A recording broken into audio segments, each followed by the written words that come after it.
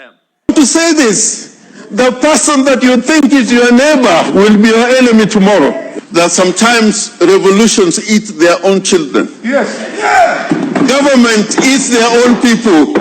This government is going to punish you more than they will punish me. I'm telling you, in another 1 year, you will be crying in my office to come and represent you. I know, I can tell you. Welcome, ladies and gentlemen. James Orengo is the longest serving politician that served in the government of Jomo Kenyatta. He served in the government of Moi. He served in the government of Mwai Kibaki. He served in the government of Uhuru Muigai Kenyatta.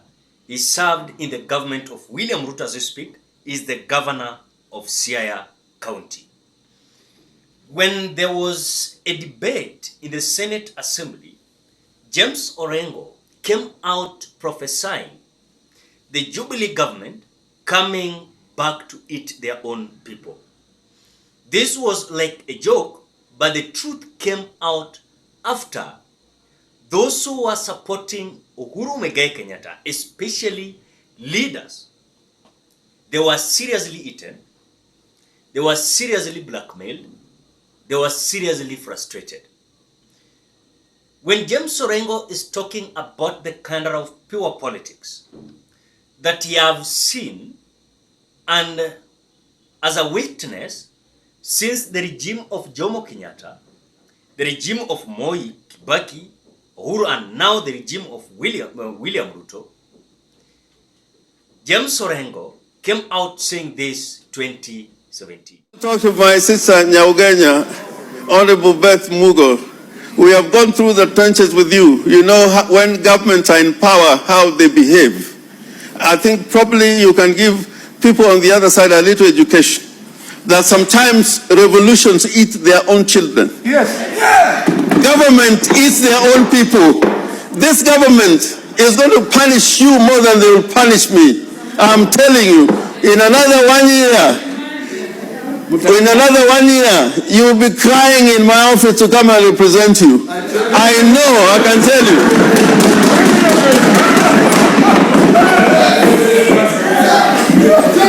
I've appeared for President Kibaki when he was in the opposition about laws which were made here. I've appeared for President Uhuru and Vice President Ruto when Kanu was going away. When Kibaki was taking away his members and making them ministers, I went to court on their behalf. I know some people might not understand why James Orengo came out saying so.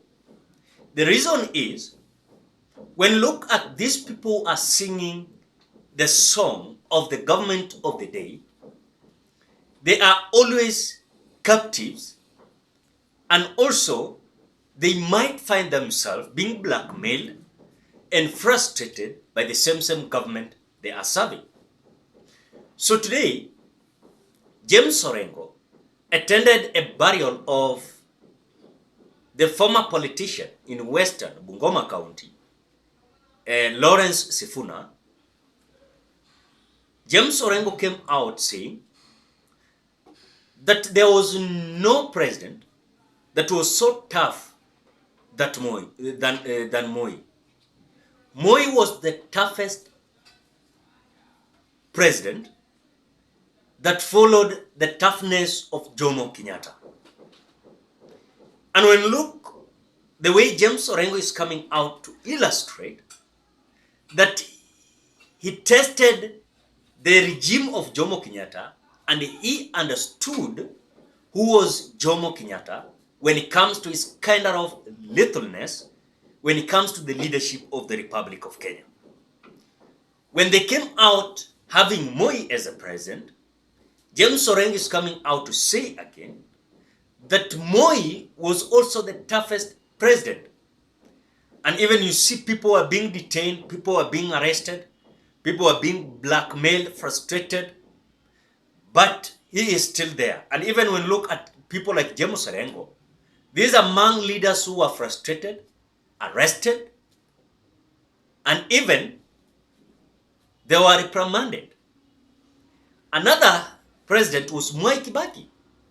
James Orengo is coming out to say that they were the one that came out even kicking off a campaign for Mwai Kibaki.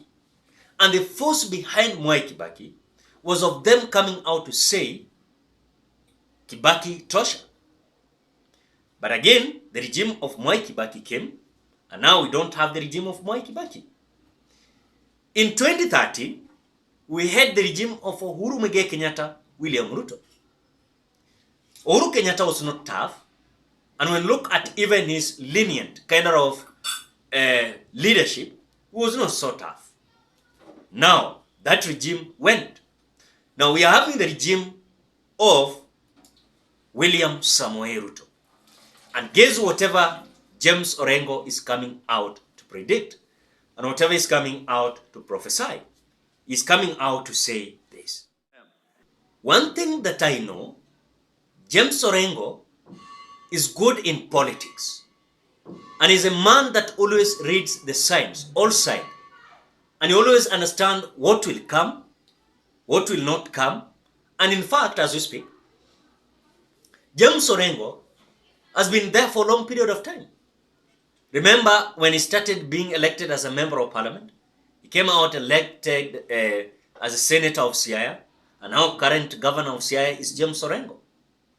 You saw earlier on, when James Orengo came out trying to go against Raila Amolo Odinga, he almost fell, he almost lost that political vision. But since that time, he realized that with Raila Amolo Odinga, despite of his mistake and weaknesses, Raila Odinga was having a lump of his vision when it comes to the politics. And that is why you will find that even some individuals in the Nyanza region, or Western, or rather Coastal, they are not working on the ground, but because they are having Raila Amolo Odinga, praising Raila Odinga, being with Raila Amolo Odinga, they will still be elected. Why? Because wananchi wanaona na Raila Amolo Odinga. The same to William Ruto Rift Valley.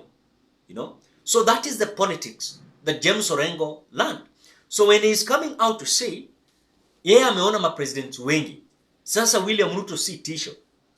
William Ruto is not a threat. And even this is something that Raila Odinga has come out many a time saying, William Ruto ni kitu kidogo, but time will come and he will go. But those who are going to suffer, these individuals who are now coming out to praise who? William Samoei Ruto. And the government always eats their own people, the way James Orengo came out saying. So when I listened to the message of James Orengo, I realized that we are having loopholes in between the leadership when it comes to those who have decided to support the government of the day by supporting their narratives, ideologies, and agendas in their constituencies, in their counties, across the Republic of Kenya. So as we wait times to come, I know things are not going to be good in 2027. I want you to take this to the nearest bank. Things are not going to be good for these individuals who are supporting William Ruto and who are busy spreading the agenda of William Ruto. And if any case they are not going to work for the people, then mark my word, bigger percentage of these members of parliament are not going to be re-elected. I might say it like a joke, but things are not going to be good.